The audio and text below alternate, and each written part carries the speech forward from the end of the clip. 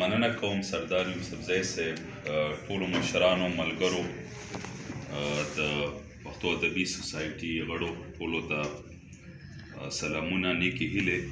ډاکټر اقبال شاکر صاحب ته سپیشل ستړي مه شي. د غزل دی چې مطلب د عجیبه وخت دی دلته ژبه وړي، عجیبه وخت دی دلته ژبه وړي او دلته عادت دی دلته ژبه وړي.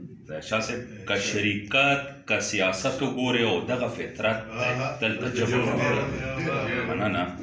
او اکثر خبرو کې رانغاړو دروغ، اکثر خبرو کې رانغاړو دروغ، بس سیاست دلته ژبه وړي. دې ښار کې څومره زر بدلیږي خلک، دې ښار کې څومره زر بدلیږي خلک، منافقت دی دلته ژبه وړي.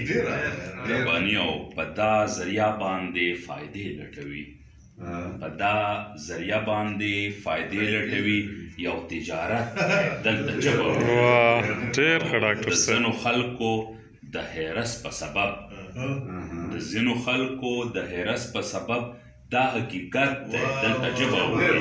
مقطع چې دوه مخي ډېره شوه مستره بیخي، دوه مخي ډېره شوه مستره بیخي، او څه مصیبت دی دلته ژبه وړي. دا په باره کې تل کاږه راوتي، زما فالونه ټول سپېره راوتي، او ماتوي چور بیخي خواران غریبان، ماتوي چور بیخي خواران غریبان، په رڼا ورځ سړي خواره راوتي.